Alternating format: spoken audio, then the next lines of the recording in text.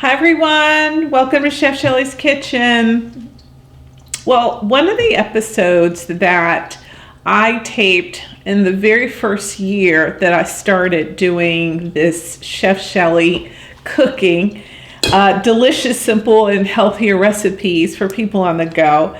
One of the very first things that I cooked was collards, Crockpot collards, and that's actually how it's posted out on YouTube. And I've learned some things since then. I believe it was probably at least like 3-4 years ago, actually, when I made it first. And so I've evolved. So I want to update that recipe and tell you just maybe some different ways that you can do it. And this is making it even healthier. One of the chief differences is with kale or collards. I typically would, again, cook it in a crock pot, and I would have water, just water in the bottom of the crock pot. Well, now what I do is, so that I don't have to add as much sodium, I actually cook it in chicken broth or chicken stock, either one. So that's what we're going to do today. And my suggestion is actually going to be that if you find that you want to add more salt to it, you do it at the end, because the ceramic, especially if you're using this kind of crock pot, the ceramic actually absorbs the salt, and so you're going to be like putting more and more salt. I usually also, or previously, I would cook it with like a smoked turkey of some sort, and again, I'm all after the flavor. Voila, here's my flavor. And so if you are in fact a vegetarian, you can do vegetable stock. It also adds really nice flavor to it. So if you haven't seen the episode, no problem. I'm going to tell you right from the part of cleaning and transferring it over. So that's the first thing we're going to do. What I've done is I've actually started cutting this up, and this is a combination of collards and kale, and I have very nicely, carefully cleaned with antibacterial soap my entire sink, because you have to do that first. I don't care what you're doing in terms of cooking, you need to clean your preparation area prior to.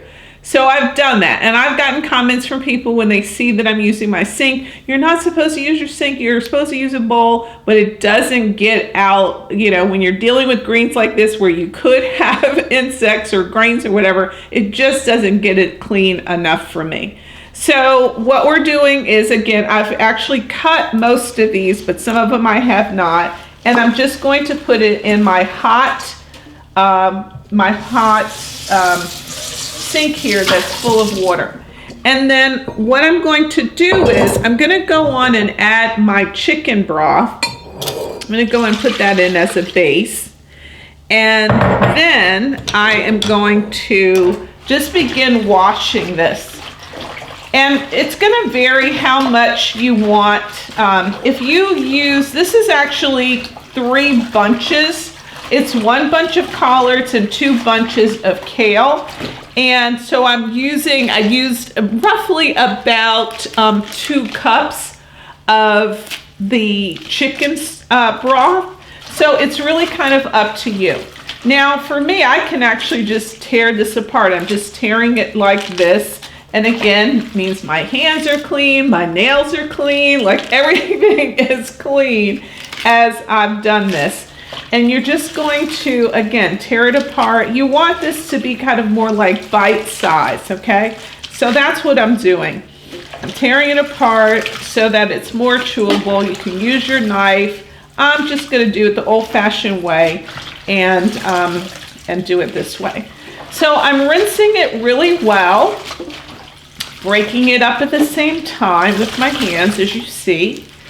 And then what we're going to do is I'm going to let the water out, and I'm going to wash it for a second time, okay?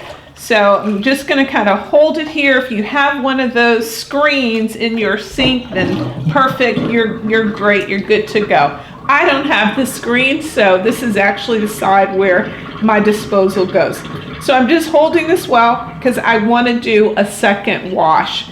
You know, things, unless you grow it yourself, you just don't know where things come from, what it's been exposed to.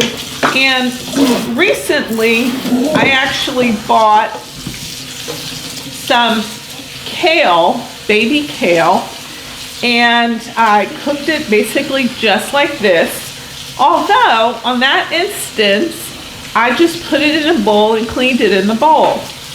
And to my dismay, after cooking it, it was grainy. And I could see the grains, you know, when I was cleaning it in the bowl. But again, this is part of the reason why I just said I've got to go back to doing my sink cleaning just to make sure it gets cleaned really well. And just want to do that. Okay, so once you've done that a second time, then what I'm going to suggest you do, you bring your crock pot close by, because I'm not going to add more water, but it's going to get water from the washing. Okay, so I'm just taking a handful, kind of washing it, and then putting it, squeezing it a little, and putting it inside. Again, this is so important when handling food, that you keep everything clean. I know we've been using our disinfectant wipes trying to fight off COVID, but you need to be using those wipes all the time anyway as you're cleaning surfaces, just especially when you're cleaning, because you don't want to get salmonella poisoning, all kinds of things. Okay, so I pretty much have almost all of it. I'm just pulling the last of it out, putting it in here. And honestly, this is going to be it. I used to add just a little bit of oil to it. I don't even do that now. Not necessary. Okay, so let's dry our hands here. We are actually ready now to place this mixture of kale and collards into the crock pot. Now, one of the things you're going to need to do, you're going to have to keep an eye on it, because the chicken broth is not going to go over the top of the kale or the collards. So you're not going to need to add more, but what you're going to have to do is, as it starts cooking, and I would say after about a half an hour to an hour, you're going to see this go down quite considerably. You just press it down, press the sides down, because what'll happen, it'll go down, but some of it will stick on the sides and it won't get cooked unless you move it all the way down, okay? So you're just going to press the move the sides, press it down as it starts to shrink. Okay, so we're going to now turn this on. I'm going to turn it on high, and we're going to cook this for at least 3 hours. And if, again, you want to add smoked turkey of some sort to it, you can. Wonderful, great. That chicken stock or chicken broth really does a great job. Okay, so we're going to let it do its thing. When we get to the end, we'll come back so you can see just how tender it is. All right. Okay, so I kept the collard / kale on for 3 hours, and it's definitely very tender, which I love. One thing about tenderness, one thing that I normally do if I find that the collards or kale are not very tender is I will actually wash them, cut them, and freeze them. And somehow that has a way of making them more tender. So just a word of advice, if you get really thick collards or kale, that's one way to do it. So now what I'm going to do is I'm going to just transfer it here. And one other trick that I want to show you, this is kind of my staple. So of course I had to taste them to make sure it was done and tender. And what I realized was that, you know what, I need a little bit more seasoning.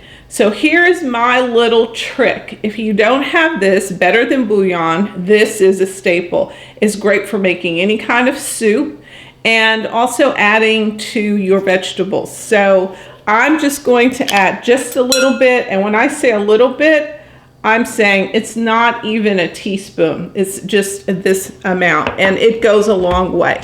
So I'm just gonna stir it up in here, and then I'm gonna let you see how delicious this looks by putting it in the glass bowl. And here we have, again, that little bit goes a long way. So make sure you taste it before you add it. And if you don't have that and you want to add a little bit more, you might need a little bit more salt, because I also use the low sodium chicken broth. And so if you're using the regular, you may not in fact need any additional seasoning, but I prefer just to have the low sodium, and then I can add whatever I want. All right, so we're going to take this out here, and I'm going to transfer it over to my bowl so you can see this deliciousness coming out and just how tender it is. Just be careful. So all that we had, now here it is.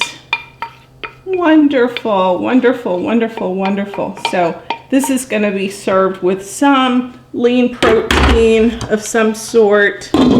And it's ready to go. It is ready to go. And I'm gonna take a little taste. Of course, it wouldn't be right if I didn't taste it, even though I tasted it before, but I didn't taste it after the extra seasoning that was added. So let's give it a swirl.